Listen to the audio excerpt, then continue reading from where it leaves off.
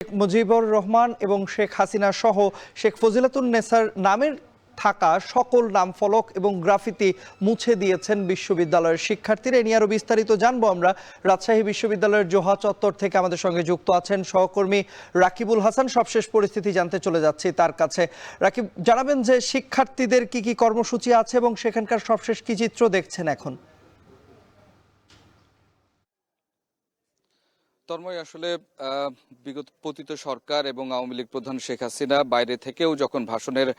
ঘোষণা দিয়েছেন তখন কিন্তু বিপ্লবী সাধারণ ছাত্র জনতা তারা ক্ষুব্ধ হয়েছেন এবং সন্ধ্যার পর তারা ঘোষণা দেন যে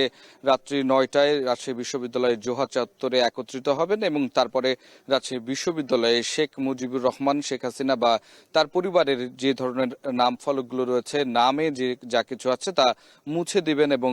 একই সাথে এখানে যত গ্রাফিতি আছে সেগুলো নিয়ে এবং দেয়াল লিখন আছে সেগুলো তারা মুছবেন। এবং তার পরবর্তীতে আমরা দেখলাম রাজশাহী বিশ্ববিদ্যালয়ের প্রধান ফটক হয়ে একটি মিছিল আসলো এবং তারপরে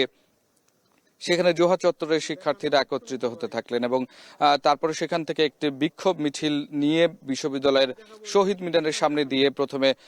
বঙ্গবন্ধু শেখ মুজিবুর রহমান হলে সেখানে আসেন এবং তারপরে সেখানে শেখ মুজিবের নাম মুছে ফেলা হয় এবং একই সাথে এখানে যে ফলকগুলো রয়েছে সেগুলো কিন্তু আসলে ভেঙে ফেলা হয়। আমরা এখানে দেখেছি শিক্ষার্থীদেরকে তারা তাদের হাতে কোদাল এবং যে শাবল বা ভারী যে সমস্ত বস্তুগুলো রয়েছে সেগুলো দিয়ে এখানে শেখ মুজিবুর রহমান নামটি মুছে ফেলে শুধুমাত্র হল বিষয়টি আছে এবং পরবর্তীতে সেখানে লেখা হয় বিজয় ২৪ এবং পরবর্তীতে এই হলটির ভেতরে যে ফলকটি রয়েছে এবং শেখ মুজিবের যে ছবিটি ছিল সেটি ভাঙা হয়েছে এবং সেই ফলকটি শাবল দিয়ে ভেঙে ফেলা হয়েছে। পরবর্তীতে শিক্ষার্থীরা এখানে বিজয় স্লোগান দেন এবং বারবার তারা যেটি বলেন যে এই যে ২৪-এর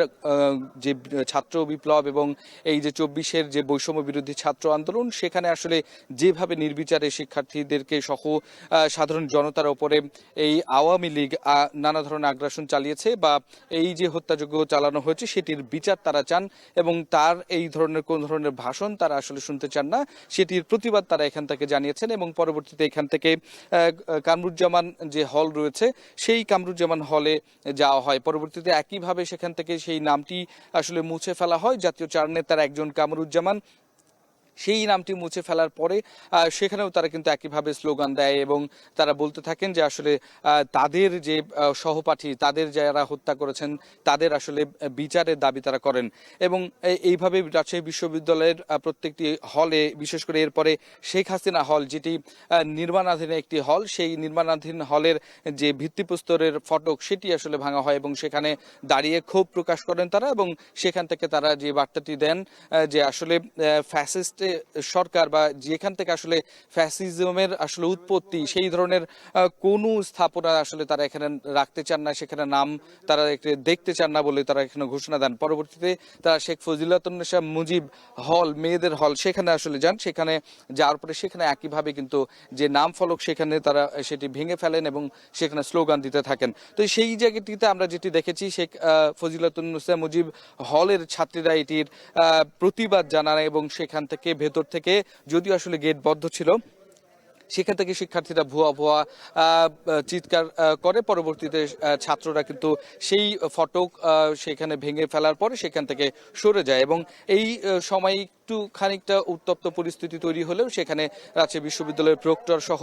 হল প্রভোস্ট এবং অন্যান্য যারা কর্মকর্তারা ছিলেন তারা শিক্ষার্থী এবং ছাত্রী এবং ছাত্রদের উভয়কে আসলে এই বিষয়টি বুঝিয়ে সেখানে একটি শান্তিপূর্ণ পরিবেশ তৈরি করা হয় এবং পরবর্তীতে বিপ্লবী ছাত্র সাধারণ তারা কিন্তু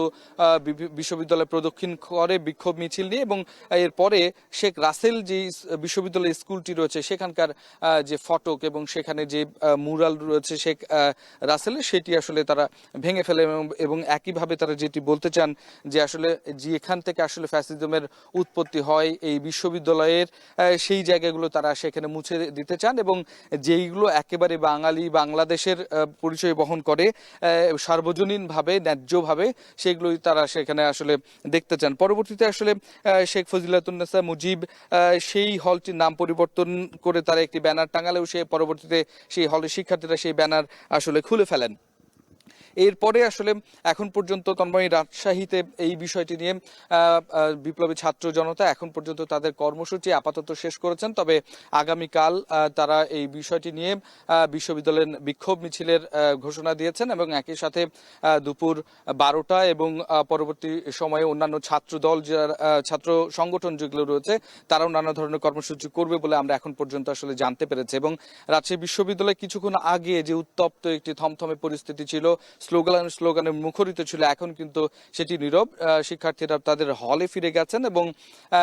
তারা আসলে যেটি বলতে চান যে যখনই আসলে ফ্যাসিবাদীদের আসলে উকি ঝুঁকি হবে বা তারা যখন মাথা চাড়া দিবেন এভাবেই তারা প্রতিবাদ করবেন বলে তারা দাবি করেছেন। এবং একই সাথে তারা বলছেন যে যেই হত্যাকাণ্ড আসলে হয়েছে বৈষম্য বিরোধী ছাত্র আন্দোলনে সেটির আসলে বিচার না হওয়া পর্যন্ত তারা আসলে থামবেন না এবং একইভাবে তারা তাদের এই প্রতিবাদ আসলে জানিয়ে যাবেন। এবং এখন পর্যন্ত আমরা আসলে যেটি দেখছি বর্তমানে